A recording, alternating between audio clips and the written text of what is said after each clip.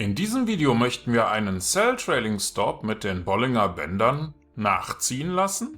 Also lassen Sie uns mal schauen, wie man so etwas mit MQL5 programmieren kann. In diesem Video erstellen wir einen Expert Advisor, der Bollinger Bands zur Verwaltung von Handelsgeschäften verwendet. Sehen wir uns an, wie das funktioniert. Wir öffnen zunächst Meta Editor, indem wir auf das Symbol klicken oder F4 drücken. Wir programmieren zunächst die Trade-Bibliothek ein, die Handelsfunktionen bereitstellt. Anschließend erstellen wir eine Instanz von C-Trade mit dem Namen Trade, um unsere Handelsgeschäfte abzuwickeln. Die OnTick-Funktion ist der Ort, an dem sich die Hauptlogik unseres Expert Advisors befindet.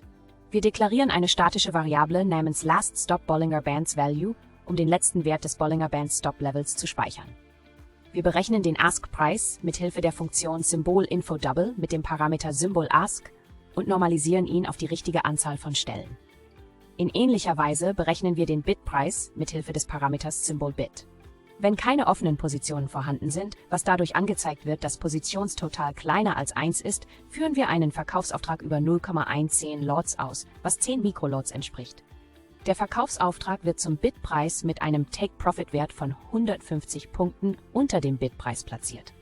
Nach der Platzierung des Verkaufsauftrags setzen wir LastStopBollingerBandsValue auf einen hohen Wert, 1000, zurück, um eine ordnungsgemäße Trailing-Stop-Logik sicherzustellen. Als nächstes erstellen wir zwei Arrays, Upper Band Array und Lower Band Array, um die Bollinger Bänderwerte zu speichern. Wir legen fest, dass diese Arrays mithilfe von ArraySetASeries von der aktuellen Kerze abwärts sortiert werden. Wir definieren die Bollinger Bänder mithilfe der iBands-Funktion mit einer Periode von 20, keiner Verschiebung und einer Abweichung von 2, basierend auf dem Schlusskurs. Wir kopieren die Bollinger Band-Daten mit Hilfe von Copybuffer in unsere Arrays. Die oberen Bandwerte werden in Upper Band Array und die unteren Bandwerte in Lower Band Array kopiert. Anschließend berechnen wir die letzten oberen und unteren Bandwerte aus diesen Arrays. Die Logik prüft, ob der letzte obere Bandwert über dem Ask-Preis liegt und ob er niedriger als der LastStopBollingerBandsValue ist. Wenn beide Bedingungen erfüllt sind, rufen wir die Funktion CheckBollingerCellTrailingStop mit dem letzten oberen Bandwert auf und aktualisieren LastStopBollingerBandsValue für den nächsten Funktionsaufruf. Die Funktion CheckBollingerCellTrailingStop durchläuft alle offenen Positionen. Für jede Position ruft sie das Symbol ab und überprüft, ob es mit dem aktuellen Symbol übereinstimmt. Wenn dies der Fall ist, ruft sie das Positionsticket und den aktuellen Stop-Loss ab. Wenn der aktuelle Stop-Loss über dem letzten oberen Bandwert liegt oder nicht festgelegt ist, wird der Stop-Loss mit Hilfe der Funktion PositionModify auf den letzten oberen Bandwert verschoben. Sobald wir mit dem Programmieren fertig sind, drücken wir F7, um es zu kompilieren. Wenn Ihnen das zu schnell war oder Sie nicht verstehen, was der gesamte Code macht, können Sie sich den Premium-Kurs auf unserer Website ansehen oder sich zuerst eines der Basisvideos ansehen. Wenn alles funktioniert, kehren wir zu MetaTrader zurück, indem wir F4 drücken oder auf das Symbol klicken.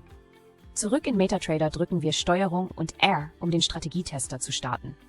Wir wählen den Expert Advisor aus, den wir gerade erstellt haben, aktivieren den visuellen Modus und starten einen Strategietest. Wir sollten dann den Expert Advisor auf dem Chart sehen.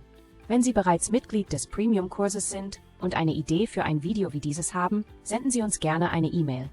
In diesem Video haben wir gelernt, wie man einen Expert Advisor erstellt, der Bollinger Bands für das Trailing Stop Management mit ein paar Zeilen MQL-Code verwendet.